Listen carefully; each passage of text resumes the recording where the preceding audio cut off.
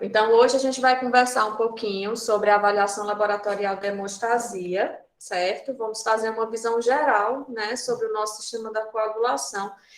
E aí a gente vai conversar um pouco sobre a fase pré-analítica, que ela é fundamental, né, para que a gente consiga fazer um diagnóstico correto. Vamos conversar sobre hemostasia primária e hemostasia secundária, que na verdade vai ser o que vai ser mais abordado na aula. E aí a gente vai pincelar um pouquinho sobre os sistemas reguladores da coagulação, a atividade fibrinolítica e os testes viscoelásticos, tá? Então, como eu disse, toda vez, na semana passada o Luiz falou um pouco, né, sobre a parte clínica, de quando é que a gente deve suspeitar de uma coagulopatia, como é que a gente deve se portar frente a esse paciente, que a gente precisa obrigatoriamente de uma história clínica bem coletada, a gente precisa necessariamente entender a história hemorrágica, a história familiar desse paciente, se ele está em uso de alguma medicação ou não, para daí a gente decidir se vale a pena prosseguir a investigação laboratorial, certo? E quando a gente fala em investigação laboratorial, a gente tem que pensar sempre que o que é que a gente quer? A gente quer resultados precisos e confiáveis, que nos permitam raciocinar em cima daquele exame, né? Juntar a parte clínica com aquele resultado que a gente está recebendo. Então, a gente precisa, para ter esses resultados precisos e confiáveis, a gente precisa de um preparo adequado desse paciente, a gente precisa que a coleta seja feita de forma adequada, que essa amostra seja transportada de forma adequada e que as amostras sejam preparadas, armazenadas e processadas da maneira correta para que você possa confiar naquele resultado daquele exame. Dentre os erros, né, de resultados, o principal, 70% dos casos acontecem na fase pré-analítica, e a gente vai ver algumas coisas que podem fazer com que haja erro. Então, um paciente que tem um acesso venoso difícil, que eu tenho que fazer múltiplas punções, que eu transfixo a veia desse paciente várias vezes, você vai ter ativação da coagulação ali naquele local, e isso pode alterar os resultados finais do teste. Fazer uso inadequado do material de coleta, então, uma coisa que a gente vai ver aqui colocar o sangue no tubo utilizando a agulha, né? É uma coisa que pode fazer ativação plaquetária e alterar o resultado do exame. Um preparo inadequado do paciente, né? Então, um paciente que não fez um jejum adequado, de pelo menos 4 horas, teve uma dieta rica em gordura, pode alterar os resultados. Paciente, o erro de identificação da amostra, né? Que é o mais clássico dos erros, apesar quando a gente fala de laboratório, existem outros erros também, que às vezes são até mais comuns, né? A coleta do sangue em tubo inadequado. Então, se eu estou falando de exame de coagulação, eu preciso coletar o tubo de citrato. Se eu estou falando de sorologia, eu preciso coletar no tubozinho de bioquímica com gel separador. Se eu estou falando de hemograma, eu preciso coletar no tubo com EBTA. Então, a gente precisa saber qual é o exame que a gente quer para saber qual é o tubo que eu preciso coletar. A proporção sangue anticoagulante não respeitada, então a gente vai ver que eu preciso de 9 partes de sangue para uma parte de citrato. E a gente vai ver que o tubo ele ajuda a gente a essa definição de qual é o volume de sangue que a gente precisa. Se a amostra coagulou, consumiu fator, consumiu plaqueta, esse resultado não é confiável, essa amostra não pode ser utilizada.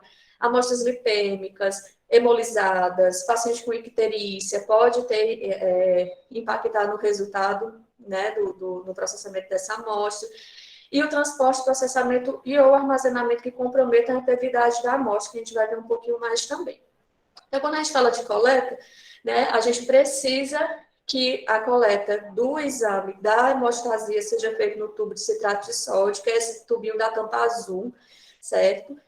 A proporção deve ser de 1 parte de anticoagulante para 9 partes de sangue, e a gente sempre tem que observar o volume correto de sangue nos tubos.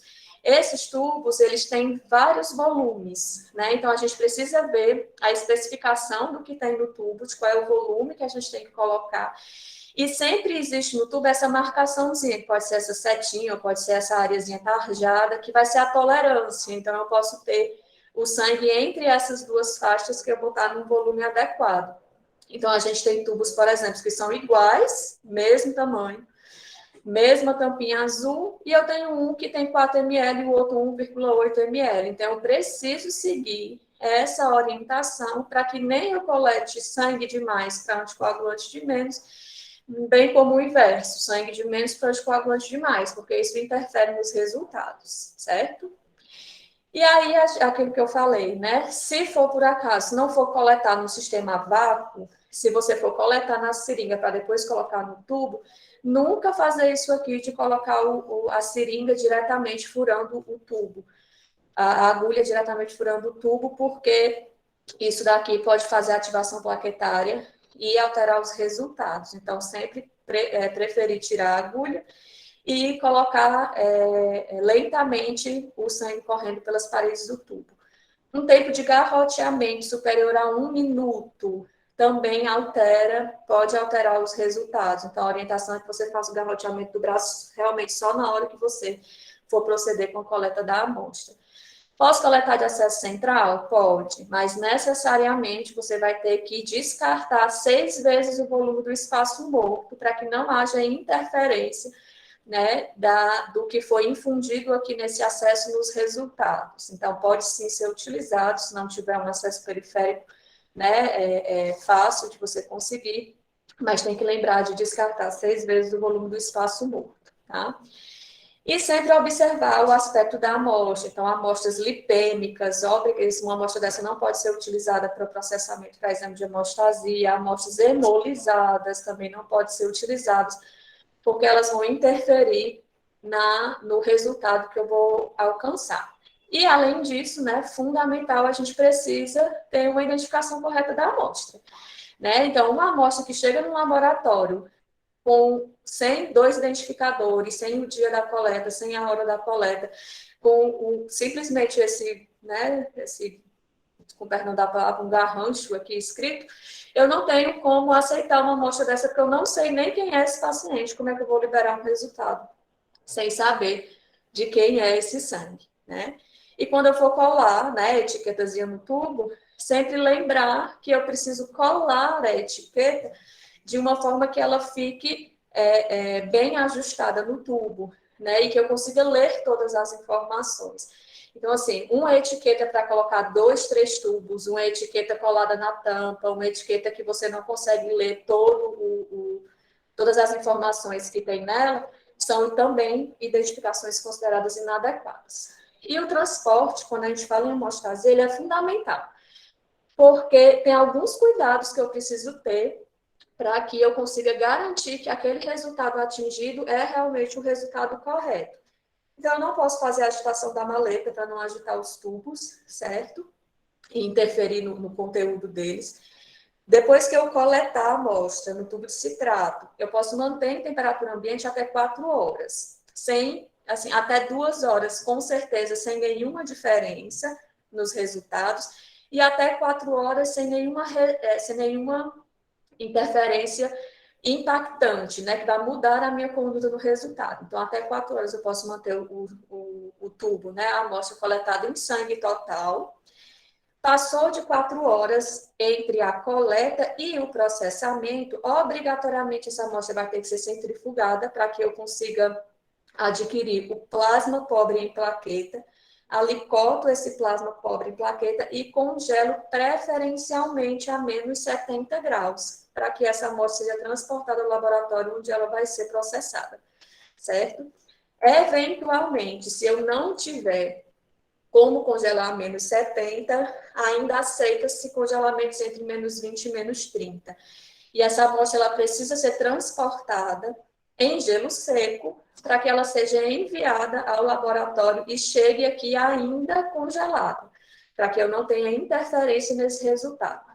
Uma coisa que a gente vê muito aqui no estado do Ceará, tirando o laboratório do Hermos, que é a referência em coagulação, é que todos os outros laboratórios, eles enviam exames mais complexos, vamos dizer assim, exames menos comuns, né, fora do TAP-TPA fibrinogênio, todo mundo manda lá para o Sudeste para processar essas amostras. E muitas vezes a gente não confia nesse resultado. Por quê?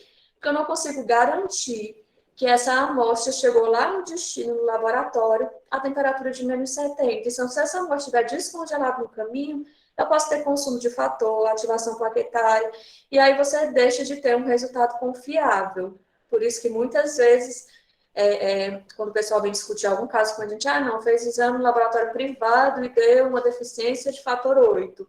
Tem que repetir o exame daqui, porque muitas vezes esse fator, na verdade, foi consumido no decorrer do transporte. E aí eu não consigo confiar nesse resultado, tá? E aí vamos, então, agora entrar na avaliação em si da hemostasia. A hemostasia, didaticamente, a gente divide ela em hemostasia primária e hemostasia secundária. O que é a hemostasia primária? É justamente a interação das plaquetas com os componentes do endotélio vascular e com as proteínas plasmáticas, tá? Então, de uma forma geral, o que é que acontece? Eu botei aqui uma lesão endotelial com a exposição do colágeno subendotelial. Essa exposição do colágeno vai fazer com que aconteça primeiro uma aderência plaquetária. Logo depois dessa aderência, né, vai acontecer a ativação ativação das plaquetas com alteração da sua forma, liberação de grânulos intracitoplasmáticos. Esses grânulos vão gerar o recrutamento de outras plaquetas que, enfim, vão se ligar umas às outras, formando o tampão hemostático, que é a conhecida fase da agregação plaquetária. Olhando um pouquinho mais micro, o que é que a gente tem?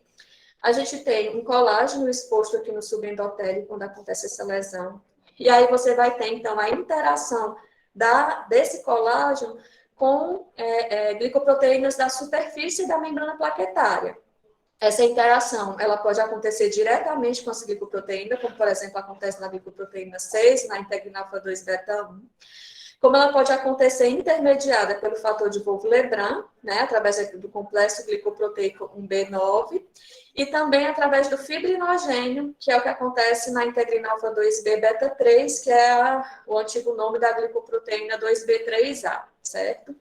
Na hora que acontece, né, essa plaqueta estava aqui andando livremente, na sua forma inativa, na hora que ela se expõe ao colágeno, acontecem essas múltiplas interações, isso faz com que eu tenha, que desencadeie um sinal intracelular.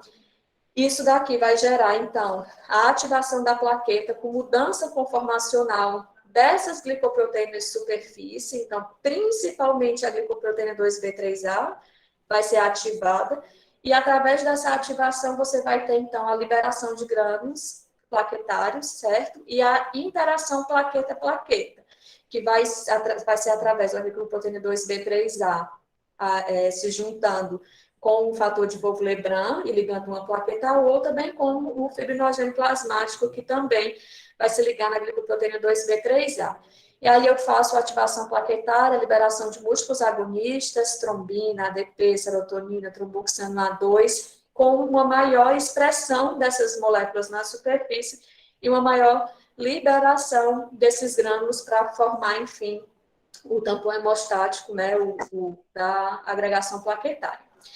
E aí, então, quando a gente fala em avaliar laboratorialmente a hemostasia primária, do que é que a gente está falando? Se a gente está falando de plaqueta, de glicoproteínas de superfície, de fator de Wolff-Lebrun. Então, quais são os exames que a gente utiliza? Contagem plaquetária, o tempo de sangramento, a avaliação funcional das plaquetas. Aí vamos falar um pouquinho de cada um. A contagem plaquetária ela pode ser feita de forma automatizada ou de forma manual. Né? A forma manual principal é através do método de Fônio, né? Que eu faço a contagem da plaqueta por campo de hemácia e depois faço uma regrazinha simples de 3, comparando a quantidade de plaquetas que eu contei com a quantidade de hemácias que foi visto no automatizado. O normal é entre 150 e 450 mil plaquetas. E sempre que a gente está na frente de um paciente que tem uma plaquetopenia, é fundamental que a gente faça uma avaliação do esfregaço periférico, principalmente para ver pseudotrombocitopenia, né, que é aquela agregação que acontece induzida pelo EDTA, quanto também para a gente avaliar morfologicamente essas plaquetas. Então, um paciente que tem lá na minha contagem automatizada 15 mil plaquetas, e que eu faço o esfregaço periférico dele, tem esse monte de agregado plaquetário, esse paciente não tem 15 mil plaquetas, né? O que está acontecendo, na verdade, é que o equipamento, ele não consegue fazer a contagem das plaquetas, porque as plaquetas estão todas agregadas, geralmente induzidas pelo EDTA. E aí eu posso coletar hemograma no citrato, hemograma na heparina e fazer um comparativo dessas contagens, certo? O tempo de sangramento é um outro teste que, em alguns locais, ele já entrou em desuso, porque ele tem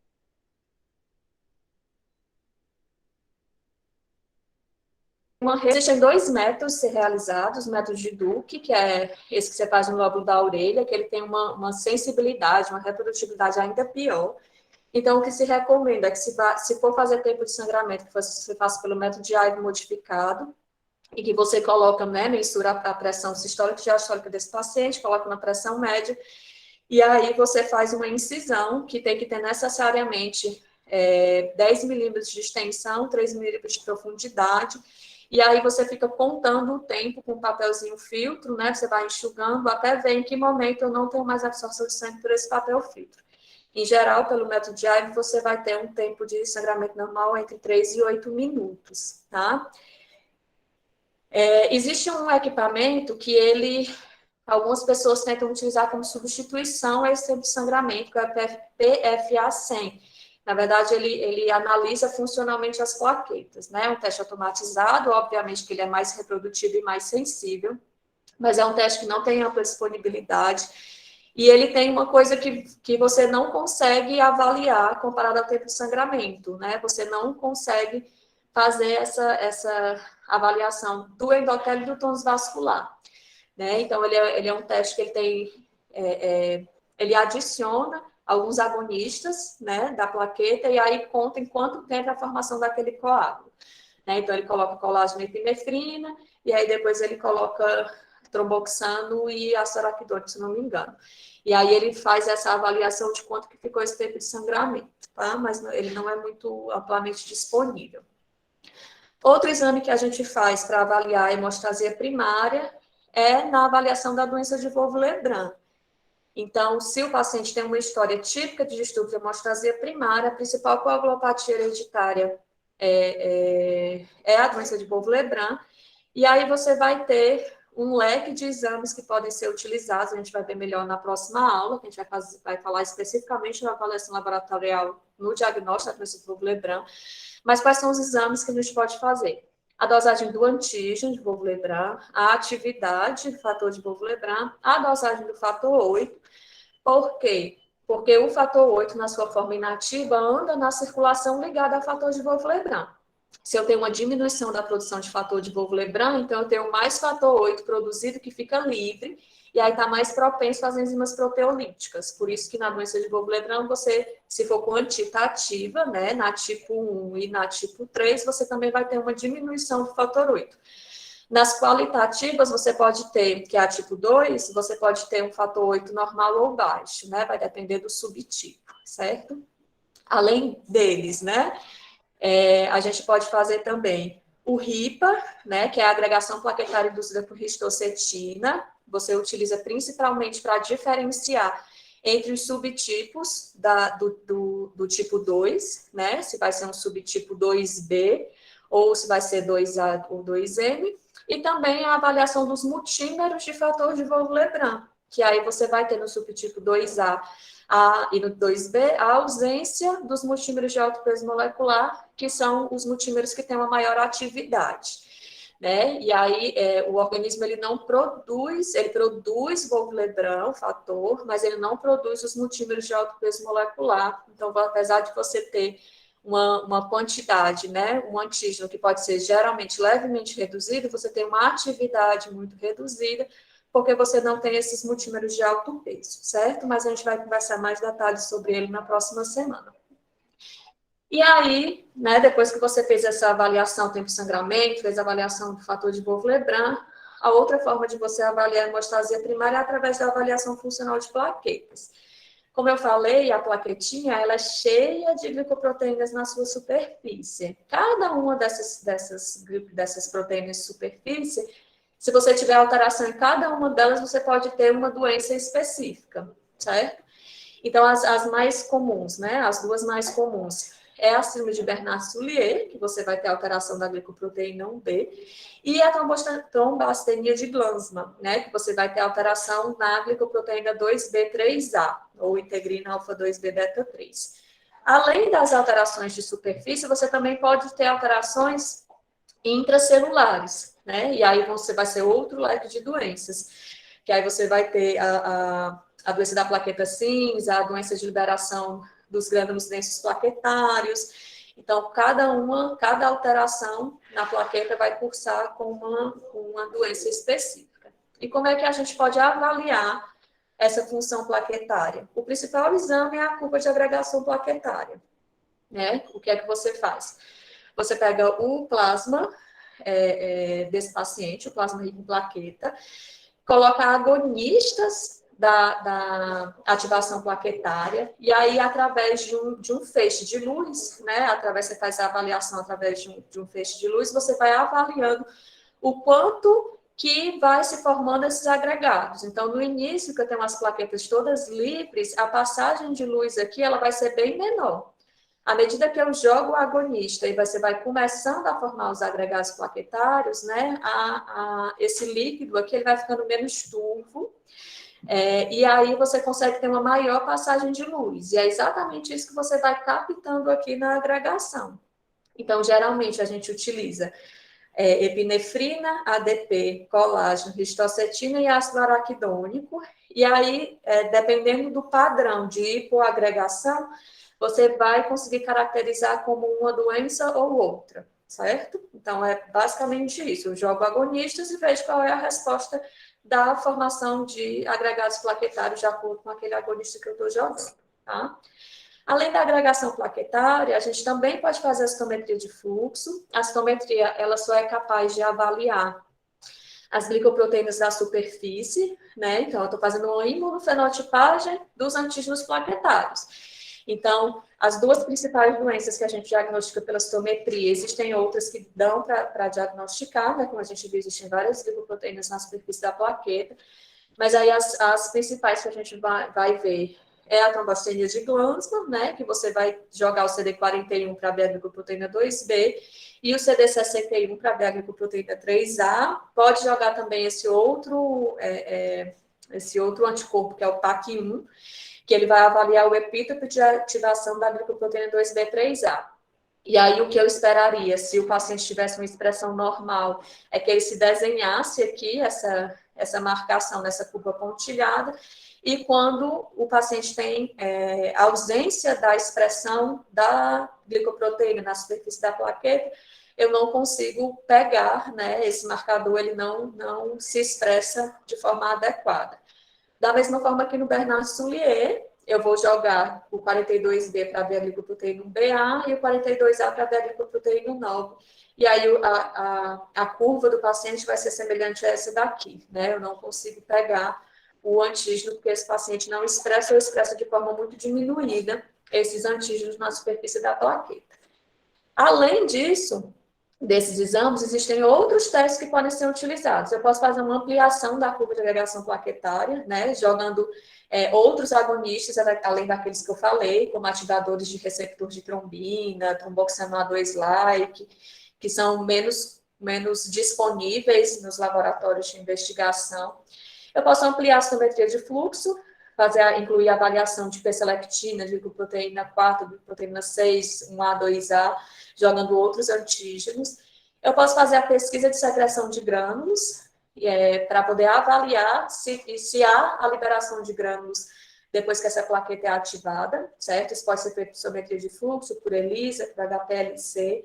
Eu posso fazer microscopia eletrônica, e aí eu consigo avaliar de forma semi-quantitativa se a plaqueta tem ou não tem grânulos, né, internamente. E eu posso fazer também sequenciamento genético através de NGS e pesquisar diretamente mutações que já foram descritas como envolvidas na disfunção plaquetária. Pronto, a hemostasia primária era basicamente isso. E agora vamos falar um pouquinho sobre a hemostasia secundária, né? Quando a gente fala de hemostasia secundária, a gente está falando de avaliação de quê? A gente vai avaliar os componentes plasmáticos da coagulação, que são os fatores da coagulação. Todo mundo aqui provavelmente aprendeu lá na coagulação a bendita da cascata da coagulação, né? Tem gente que tem horror, pavor a ela. Há alguns anos se viu que essa cascata tradicional, ela não explicava algumas coisas em vivo, né? Então, na cascata convencional da coagulação, o que é que a gente vai ter, né? Eu vou ter uma via intrínseca, que é essa via aqui começa a partir da ativação do fator 12, o 12 que ativa o 11, que ativa o 9, que ativa o 10, junto com o 8, que junto com o 5 forma trombina. E eu tenho uma via extrínseca, né? Eu tenho o fator tecidual, que ativa o fator 7, esse fator 7 ativa o fator 10, que ativa o fator 5 e ativa a trombina. Qual é o problema dessa cascata, né? Se a gente for avaliar ela. Um paciente com hemofilia, se ele for hemofílico A, ele não vai ter a produção, ou vai ter uma produção muito diminuída de fator 8. Então, a via intrínseca desse paciente não vai funcionar. Mas se eu tenho uma via intrínseca que é separada funcionalmente da minha via extrínseca na sua ativação, por que é que o hemofílico sangra? Porque é que essa via extrínseca, ela não é capaz de ativar a formação de trombina para que esse paciente não sangre. Então, começou a se ver que, na verdade, isso daqui não representa o que acontece de fato em vivo. E daí surgiu o novo modelo da cascata da coagulação, que, na verdade, ele vai dividir a coagulação em fases. Eu tenho a fase de iniciação, que começa lá na minha lesão endotelial, com a exposição, né, das substâncias do fator tecidual no subendotélio. A partir disso, né, dessa interação do fator tecidual com o fator 7, eu vou ter formação de pequenas quantidades de trombina. Essas pequenas quantidades de trombina vão ativar plaquetas e vão ativar alguns fatores da coagulação, gerando um processo de amplificação. E daí eu vou ter a propagação com grande formação de trombina para, enfim, formar um coágulo, que vai ser estabilizado num processo de finalização, certo? Então, como é esse modelo? Eu achei super prático, não é uma coisa que você precisa decorar, é uma coisa que você precisa realmente entender, né? Porque quando a gente decora, às vezes a gente não consegue nem raciocinar clinicamente, então a gente entendendo fica mais fácil de raciocinar clinicamente quando você está na frente de um paciente que precisa de investigação. Então, eu vou ter aqui lesão endotelial e a exposição de uma célula que expressa o fator tecidual. O fator 7 circulante vai ser ativado por esse fator tecidual, e aí esse complexo, fator tecidual, fator 7, vai ser capaz de ativar fator 9 e fator 10 diretamente. O fator 10 ativa o 5, e o nome desse complexozinho 10 com 5 ativado se chama complexo protrombinase.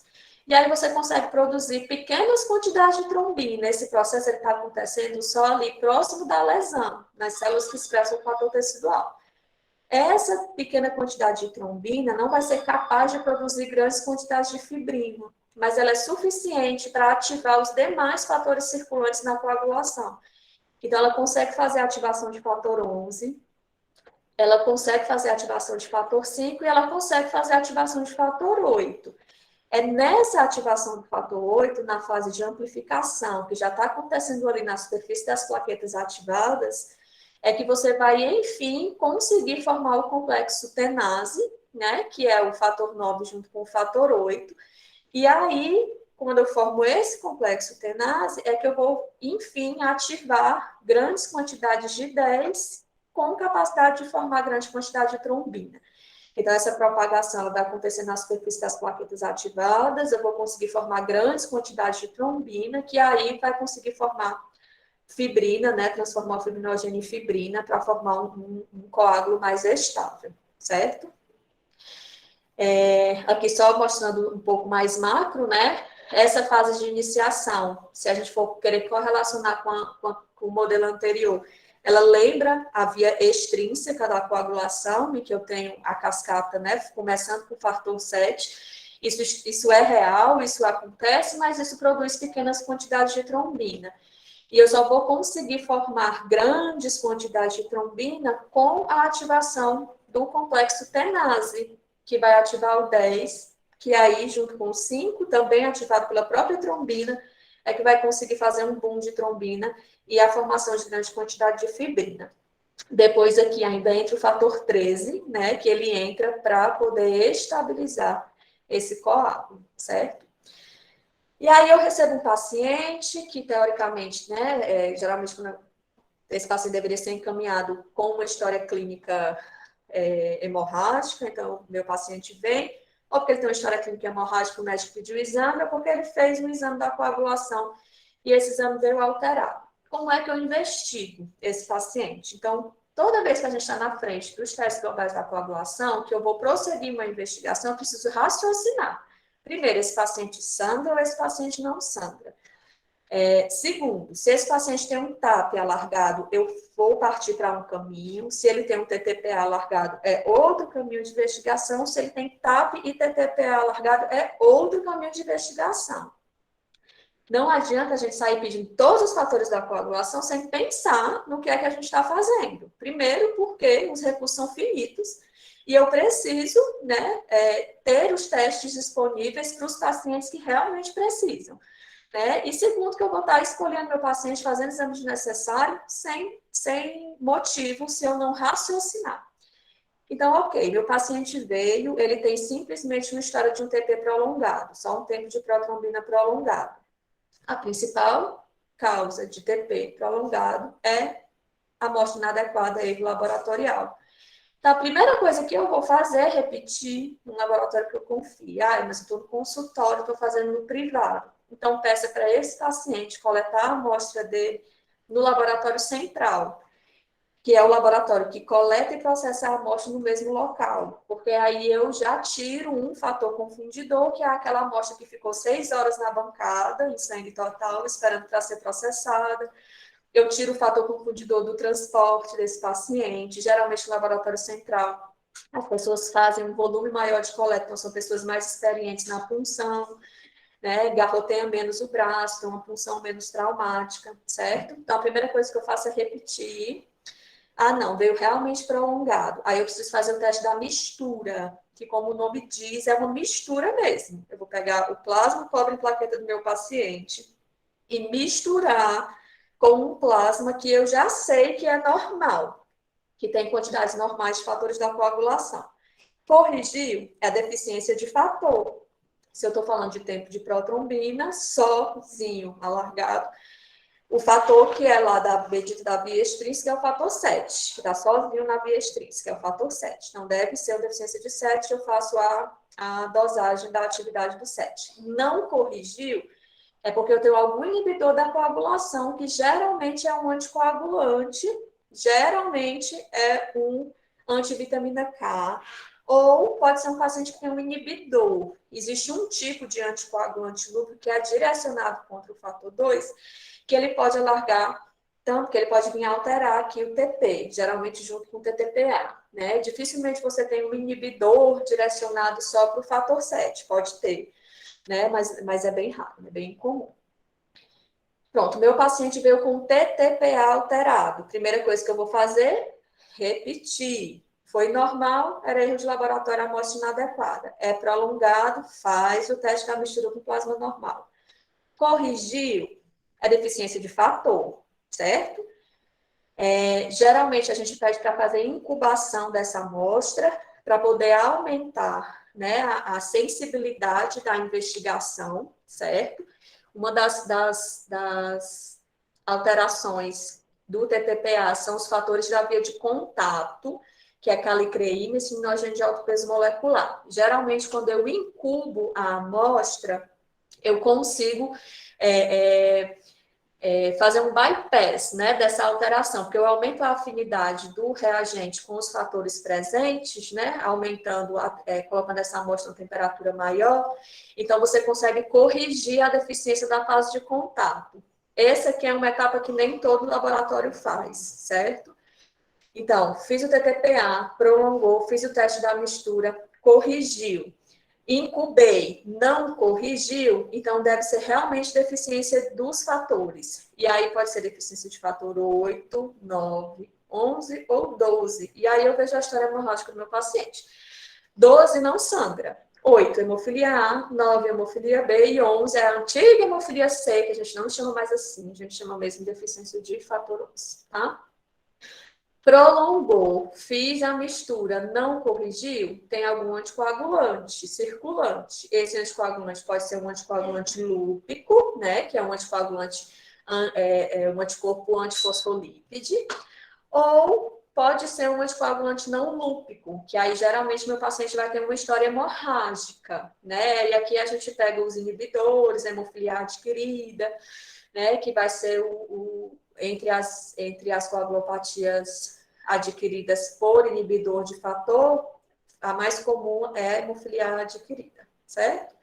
Então, TP alargado sozinho, sem corrigindo com a mistura, fator 7. TTPA alargado, corrigindo com a mistura, fator 8, 9, 11 e 12. E se forem os dois, mesma coisa, repete, normal, erro laboratorial. Prolongou, faz a mistura.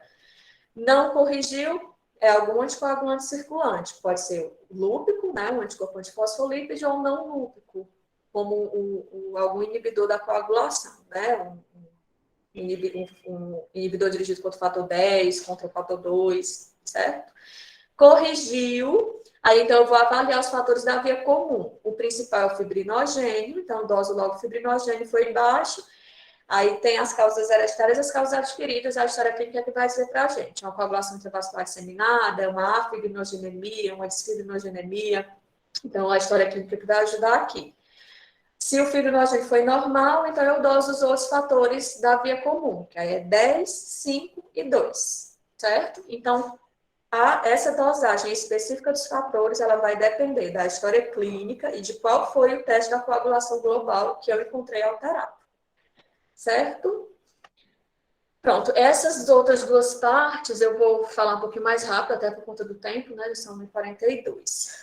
Os sistemas reguladores da coagulação, a nossa hemostase ela é uma balança, né? Então, se eu estou sem nenhuma agressão, nenhum trauma, eu tenho o sistema, os procoagulantes em harmonia com os anticoagulantes. Na hora que eu tenho uma lesão, eu vou ter a ativação da cascata da coagulação, a ativação plaquetária para formar o coágulo, mas essa coagulação ela não pode ser disseminada. Eu preciso formar um coágulo que seja suficiente para parar o meu sangramento, mas que ele não seja capaz de obstruir o fluxo sanguíneo no meu vaso, né? Porque senão é a trombose, né? Então, o próprio organismo ele tem sistemas reguladores da coagulação, certo? Os principais sistemas reguladores, quem são? A antitrombina, né? Que ela vai ser capaz de inibir a atividade, principalmente, né? Do 10 da trombina, o complexo da proteína C, né? Que na hora que eu tenho exposição de trombomodulina, que é exposta pelo próprio endotélio, né? Você vai ter a própria trombina, ela é capaz de fazer essa ativação do complexo proteína C trombomodulina e da proteína S, então esse complexo da proteína C ativada, ele vai ser capaz de inibir a atividade do fator 8, a atividade do fator 5, e o TPF1, né, que é o inibidor do fator tecidual, então ele vai agir bem no iniciozinho, inibindo o complexo fator tecidual e fator 7. Então são substâncias produzidas pelo próprio organismo que vão tentar fazer com que essa cascata da coagulação não seja ativada de forma disseminada. Quando a gente tem alterações nesse complexo, geralmente a gente pende a balança para o lado trombótico. Quando a gente tem alteração do complexo da hemostasia primária ou da hemostasia secundária, a gente tende a balança para o lado hemorrágico. Tá? Laboratorialmente, a gente tem as dosagens tanto de atividade quanto a dosagem antigênica mesmo, da antitrombina, da proteína C, da proteína S, e tem esse examezinho aqui que é a resistência à proteína C ativada, que eu vou tentar avaliar a ação daquele complexo da proteína C sobre o fator 5. É uma forma indireta de eu avaliar se eu tenho mutação do fator 5, porque geralmente o fator 5 de Leiden, né, que é a principal forma do fator 5 mutado, apesar de existirem outras, ele tem uma resistência a ser inativado pela proteína C. Então, eu faço esse teste funcional para avaliar a resistência à proteína C ativada como uma forma indireta de avaliar se eu tenho mutação do fator 5. E a atividade fibrinolítica, depois que o sangramento cessa, aquele coágulo não fica ali para sempre, eu faço a fibrinólise, né, que é a quebra desse coágulo. Então, na hora que eu tenho a lesão endotelial, o próprio endotélio sintetiza o ativador do plasminogênio tecidual, certo? Esse ativador do plasminogênio tecidual, ele se liga ao plasminogênio, que é o zimogênio, uma proteína que anda inativa na circulação. Essa ligação promove a ativação do plasminogênio em plasmina, e essa plasmina, ela é capaz de quebrar a fibrina. Ela se liga à fibrina através da lisina presente na superfície ali da fibrina, e ela vai quebrar essa fibrina, e aí essa quebra da fibrina vai produzir, né, os produtos da degradação da fibrina, que um dos principais que a gente dosa é o dedímero. Então, eu vou ter, além de ter ativadores do sistema fibrinolítico, eu também vou ter os inibidores, né, que aqui entra o inibidor do ativador do plasminogênio, que ele se liga ao ativador do plasminogênio tecidual, impedindo a sua atividade aqui para ativar o plasminogênio.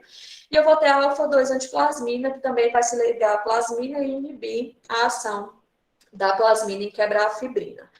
Laboratorialmente, geralmente os mais disponíveis é o dedímero mesmo, né? Eu faço a quantificação dela, mas eu também posso fazer essa avaliação também dessas outras proteínas, o plasminogênio, do TPA, do inibidor, né, do PAI-1, que virou modo do pessoal pedir muito a avaliação da mutação do PAI-1, mas que a gente ainda não tem muito significado clínico para isso, e a 2 antiplasmina, que você pode também fazer a avaliação da sua atividade plasmática, certo? Para terminar, eu queria só pincelar um pouquinho, então a gente falou aqui até agora dos testes convencionais, né, testes globais da coagulação. Desde da década de 50, década de 60, existem também os testes viscoelásticos, certo? A gente teve um curso, né, na semana passada, acredito que a maioria das pessoas que estão aqui assistiram, conseguiram assistir. E, na verdade, o que são os testes viscoelásticos, né? São testes que fazem uma avaliação global da coagulação. Quando eu falei desses testes convencionais, foi o que eu sempre falei, que para eu processar a amostra, eu preciso centrifugar essa amostra, produzir o plasma pobre em plaqueta, para poder fazer a avaliação das proteínas presentes nesse plasma. Então, essa avaliação, ela exclui a presença de qualquer célula nessa amostra que eu estou avaliando. Os testes viscoelásticos, eles são feitos a partir do sangue total. Então, eles tentam mimetizar, né, chegar mais próximo do que acontece de fato em vivo. Uma coisa que a gente ainda não consegue reproduzir, né, por enquanto não se tem nada que consiga fazer isso, é a interação que as células e essas proteínas todas envolvidas na hemostasia têm com o endotélio. Isso a gente não consegue reproduzir. Mas o teste viscoelástico chega um pouco mais próximo do que acontece em vivo, porque, na verdade, ele faz uma avaliação do sangue total. Então, eu tenho uma amostra que é cheia de célula, que tem as plaquetas, e que aí eu vou conseguir enxergar de uma forma mais global a coagulação. É um teste que ele tem indicação, atualmente, para pacientes com sangramentos agudos graves, e em alguns contextos cirúrgicos, como no transplante hepático, nas cirurgias cardíacas, que eu consigo, um exame point of care, né? Então, é um exame que em 5, 10 minutos você já consegue ter uma visão global do que é que está acontecendo com a hemostasia daquele paciente. Então, eu pego essa amostra de sangue total, coloco ela dentro de uma cubeta, no equipamento vai ter um pino, certo? Esse pino, ele fica fazendo uma rotação, por isso que o nome do teste é tromboelastometria rotacional. Então, ele fica fazendo uma rotação, e aqui, junto com essa amostra, eu coloco alguns ativadores da coagulação. E aí, a gente vai mensurar, né, como é que vai ser a formação de fibrina dentro dessa cubeta. À medida que eu vou formando mais fibrina, esse sangue vai ficando mais viscoso, então o pino vai tendo uma maior dificuldade de fazer a sua rotação. E a partir daí a gente consegue fazer, então, a gente consegue ter essa curvazinha, certo? Aqui no início, essa primeira fase, né, que é o CT, exatamente aquele início da ativação da coagulação, então que eu ainda não tenho grandes quantidades de fibrina formando. Na verdade, eu vou culminar essa primeira fase da iniciação com a formação de pequenas quantidades de trombina, né, lá na minha iniciação, amplificação, e aí quando eu formo grandes quantidades de trombina, é que eu consigo formar fibrina e esse pino se movimenta menos. E aí eu consigo abrir, então, aqui a curva que vai medir, né, a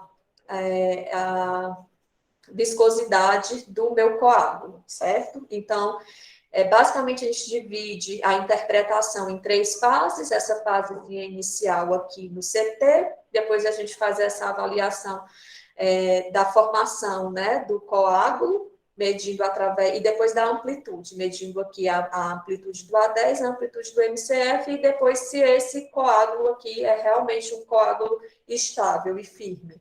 Né? Então, a gente vai ter alguns ensaios, né? São 5 ensaios principais. Aqui, nesse primeiro exemplo, estou mostrando para vocês um Epstein, que ele faz, que ele coloca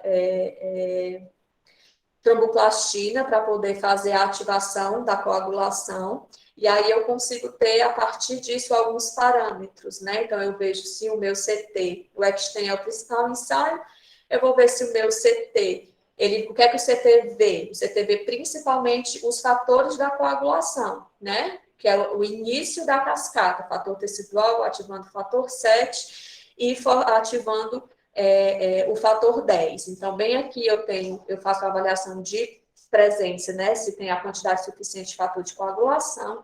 Depois eu avalio a amplitude do meu coágulo, e essa amplitude ela vai ser dada pela quantidade de plaquetas e pela quantidade de fibrinogênio.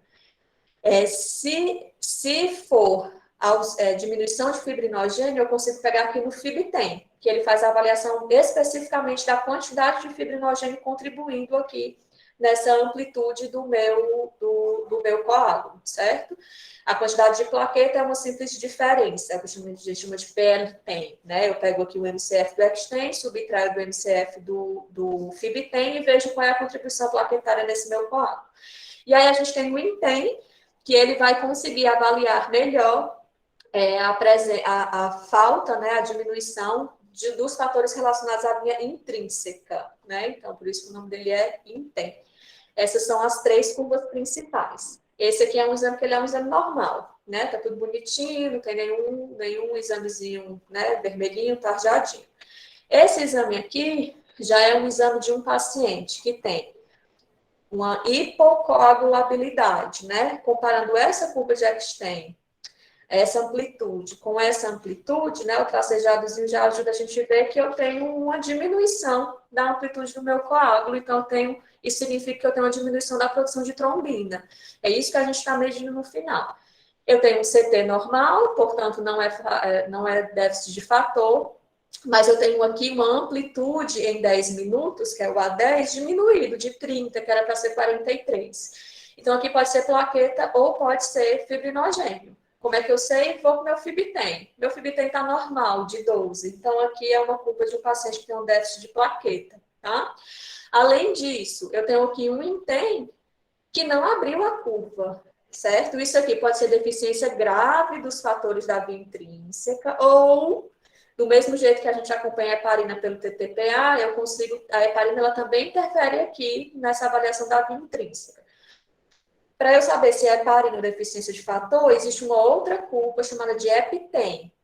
Esse EpiTem, ele tem heparinase, que é uma enzima capaz de quebrar a heparina. Se, na hora que eu jogo o EpiTem, normaliza, como foi o que aconteceu aqui, né? Eu tive o meu CT estava de 2.840, agora está 324, então o problema é que tem heparina. Então, esse laudo aqui é o quê? Excesso de atividade de heparina e deficiência de plaqueta, certo? Nessa outra curvazinha, tem uma coisa que só os testes viscoelásticos até hoje conseguem mostrar para a gente, que é um aumento da atividade fibrinolítica. Eu tenho uma curva que inicialmente era até hipercoagulável, certo? Tá vendo que ela passa das curvinhas aqui, ela tem um ângulo alfa aumentado de 81, que é essa abertura aqui da curva. Então, eu tenho uma grande geração de trombina já no início. E aí, depois, a gente tem um afilamento do coágulo. Eu formei o coágulo e esse coágulo está sendo dissolvido. Esse coágulo está sendo dissolvido, a principal causa disso aqui é a hiperfibrinólise. Minha atividade fibrinolítica está muito aumentada. Para eu ter certeza que é isso, aí eu faço o quinto tipo de ensaio disponível, que é o APTEM, que tem a protinina, que era um antifibrinolítico que era utilizado antigamente, mas foi proibido o uso na prática clínica porque ele também pode dar sangramento, tá? E aí a gente usa ele atualmente só a nível laboratorial. E aí, na hora que eu joguei um antifibrinolítico, a curva do paciente deixou de fechar. Então, o coágulo dele ficou estável. Então, através dessa curva, eu consigo dizer que esse paciente tinha uma hiperfibrinólise. É o único teste que é capaz de medir essa atividade fibrinolítica, certo? Então, era isso, né? A hemostasia, ela não é uma coisa muito simples, mas ela também não é muito difícil. A gente tem que parar de tentar decorar e tentar entender mais, né? E para entender, a gente tem que persistir, estudar várias vezes para a gente conseguir que esses conceitos estejam realmente presentes no nosso dia a dia. Pronto, agora eu queria abrir para dúvidas, perguntas, questionamentos. Fiquem à vontade. O Frank está de mãozinha levantada e o Yuri também. Fale, Franklin. Bom dia, Luani. Bom dia a todos. Parabéns pela aula. Tudo bom? Tudo jóia. Eu vou perguntar uma coisa que eu não sei se foi dito na aula, que realmente eu tive que me ausentar um pouco, certo? Mas falando sobre os testes de coagulação. Quando um paciente chega, certo? Com história, que é o que mais acontece no consultório, com história de petecas não, desculpa, hematomas espontâneos, certo? De longa duração, sem uma história hemorrágica muito importante, certo? Mas tem esses hematomas que angustia muito o paciente, né? Que pelo menos quando a gente pensa muito na história da púrpura simples, né? Na fragilidade vascular, não uma doença mesmo hemorrágica do paciente. Mas vocês recomendam pedir algum tipo de exame? Se recomendam, que exames seriam? Obrigado e parabéns pela aula. Obrigada, Franklin. A avaliação clínica, existem algumas ferramentas, né, que são os scores de avaliação hemorrágica, que eles foram criados justamente para a gente tentar, de uma forma mais objetiva, definir quem são os pacientes que vale a pena você prosseguir com investigação laboratorial, né, que são os BATs. O BAT mais utilizado é o da Sociedade Internacional de Trombose e Hemostasia, né, o BAT-STH, se você botar no Google, ele aparece para você. Ele funciona como um guia para você tentar avaliar esses sangramentos de forma mais objetiva. Né? Então, ele faz assim, vários questionamentos e ele classifica cada sangramento de acordo com a história clínica, ele pontua para poder lhe ajudar, né, para você conseguir fazer essa avaliação mais objetiva, porque às vezes essa avaliação, assim, o sangramento é aumentado ou não é, isso aqui é alterado ou não é, às vezes é uma coisa muito subjetiva, né? Então, foram criadas essas ferramentas para isso. Geralmente, o que é que eu faço? Né? Se é um paciente que não teve muitos desafios da hemostasia, então, às vezes, um paciente, uma mulher jovem, nunca fez cirurgia, nunca arrancou um dente, nunca engravidou, não tem história de aborto, nunca teve nenhum parto. Às vezes, esse paciente não pontua no ISTH-BAT simplesmente porque ele não teve desafios da hemostasia. E aí, se for história de múltiplos, se for hematoma mesmo, não só aquelas equimoses, às vezes distribuídas em áreas que não são muito expostas, né? Principalmente abdômen, o tronco, o pescoço, né? Eu costumo pedir uma avaliação global, com tempo de sangramento da TTPA, certo? Para poder fazer essa avaliação. Já aqueles pacientes, se o paciente tiver um ISTH-BAT alterado, aí com certeza, aí eu já parto para a investigação de doença de Bovo-Lebrun mesmo, né? Porque o BAT foi criado especificamente para isso, para essa avaliação da hemostasia primária. Então, de cara, eu já peço tempo de sangramento, tá? PTPA, e avaliação de doença de Bovo-Lebrun se tiver o ISTH-BAT acima de 6 para mulher, acima de 4 para homem, acima de 3 para criança. Se for uma história muito, não, é só equimose, membros inferiores, não tem nada, não tem nenhuma história familiar, aí geralmente eu só acompanho, né? Hemograma, só para eu ver realmente, né, se não tem nada de diminuição de plaquetas nem nada, e geralmente faço só acompanhar clinicamente mesmo, sem a necessidade de prosseguir investigação laboratorial, né? Mas aí tem essa estratificação clínica mesmo, certo? Quem era que tinha levantado a mão, hein? O Yuri. Oi, Yuri. Cadê você?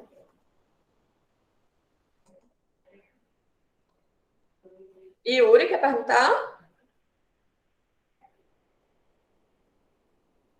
Não? Vá, Frank, continue. É porque são muitas dúvidas. Eu pensei, um paciente não tem um caso específico, né, uma situação específica, mas um paciente com histórico, geralmente são esses hematomas, não tão importantes, mas você que não consegue excluir, eu realmente não sei se escolhe do BATS, vou começar a utilizá-lo, né? Mas aí, né, você já vem com TP e TTPA normal, alguma história hemorrágica, mas com TP e TTPA normais. Também não sei se foi abordado na aula, realmente, viu? Assim, como é que você prossegue a investigação? Pronto, se tem uma. Aí você tem que ver se a característica clínica é mais de hemostasia primária mesmo. Se ela vier com história, né, de sangramento mucocutâneo, tá TTPA normal, aí você realmente vai ter que fazer uma avaliação de hemostasia primária. Afastar a doença de Wolff-Lebranc, essa é a primeira que você vai ter que ver. Se o Wolff-Lebranc vier tudo normal, eu ainda repito o Wolff-Lebranc, porque a doença de Wolff-Lebranc é uma coisa que é muito fácil você dizer. Eu sempre digo isso, né? Acho que a maioria das pessoas que eu estou dizendo isso. Wolff-Lebranc é uma coisa muito fácil você dizer que tem quando os exames vêm alterados, mas você dizer que não tem, não é muito fácil, porque como é proteína de fase aguda, qualquer processo inflamatório, o uso de anticoncepcional oral combinado, o próprio período do ciclo menstrual, quando você tem um estrógeno mais alto ali para o meio do ciclo, pode jogar o Wolff-Lebranc para cima. Então, a recomendação de mulheres é que você tente coletar entre o primeiro e o quarto dia do ciclo menstrual, para tentar pegar os hormônios lá embaixo mesmo e não ter essa interferência. Então, se tem uma história muito significativa, eu sempre faço pelo menos 2 vezes o Wolff-Lebranc, garantindo que o paciente, pelo menos nas últimas 3, 4 semanas, não teve nenhum processo infeccioso, nenhum processo inflamatório, né? Se ainda assim o Wolff-Lebranc veio negativo, aí e tem história hemorrágica de hemostasia primária, vai ter que prosseguir para avaliação funcional de plaqueta. Aí, teste de agregação plaquetária que a gente não tem disponível no Ceará, se for para fazer, tem que mandar o paciente para fora para fazer. E aqui o que a gente está fazendo hoje é a citometria de fluxo, que as duas principais trombopatias é Glasgow e Bernard-Soulier. Então, a gente aqui consegue dar diagnóstico pelo menos dessas duas. Se as duas vierem normais, aí vai ter que aguardar a agregação plaquetária ou ir fazer fora.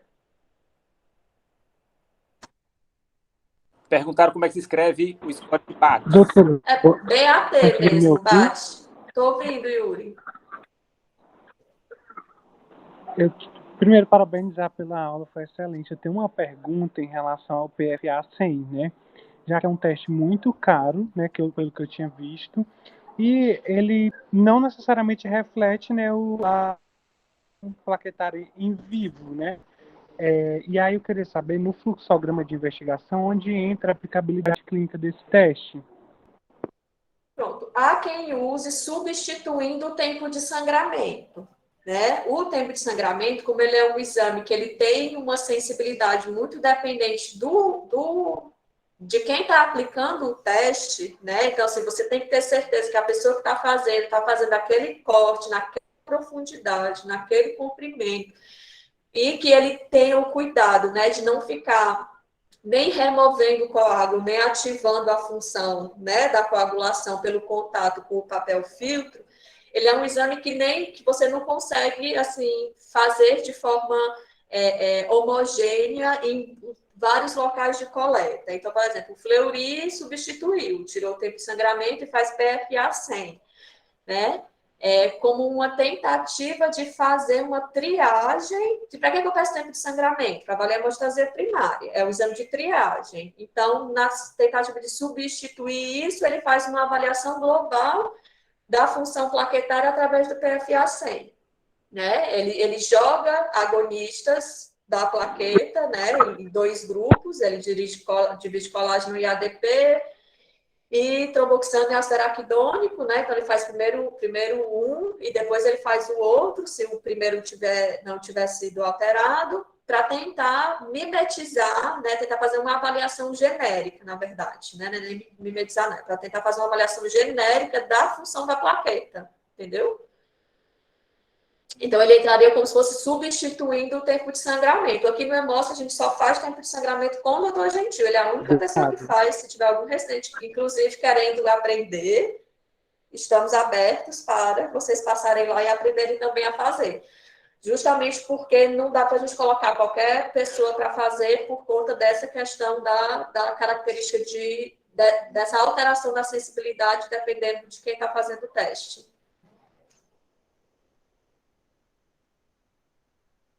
Respondi, Yuri? Entendi.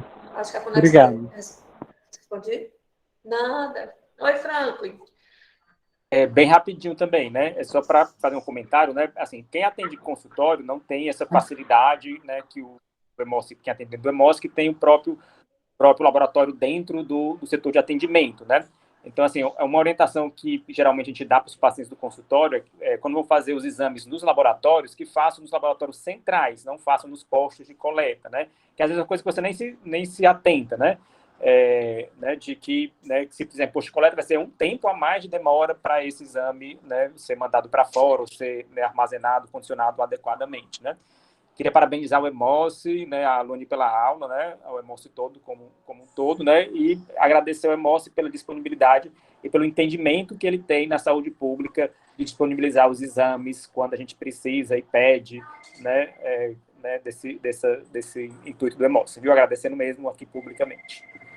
Obrigada, Franklin. E aí, assim, coagulopatia é do Hemócio, certo? Coagulopatia hereditária. Então, tá com um paciente com suspeita de coagulopatia hereditária, manda para a nossa triagem. Tanto tem vaga via regulação, quanto tem vaga porta aberta, né? Porque aí você consegue, esse paciente, se ele receber um diagnóstico, nem que ele não receba o diagnóstico de coagulopatia hereditária, aí ele não fica no serviço e pode continuar o segmento no consultório, mas se ele tiver um diagnóstico de coagulopatia hereditária, mesmo que você faça no consultório, tem que mandar o paciente para cá, porque o paciente não vai ter acesso aos procoagulantes, né, disponibilizados pelo programa do Ministério da Saúde, se ele não estiver fazendo segmento aqui em algum Hemócio, né, no estado do Ceará, né, a nível de Brasil, nos hemocentros, né, então, tá com o paciente no consultório, pode mandar para a gente para poder fazer a avaliação clínica laboratorial, certo? Geralmente a gente pede para encaminhar para o ambulatório mesmo, né? Porque aí a gente tem a história clínica direitinho e a gente solicita os exames de acordo com o que a gente encontra, tá? Mais alguém? Algum comentário? Alguma pergunta? Não? Pois queria agradecer a todos e a gente está sempre aqui à disposição, quiserem discutir algum caso, qualquer coisa, a gente está disponível, viu? Obrigada a todos, boa tarde.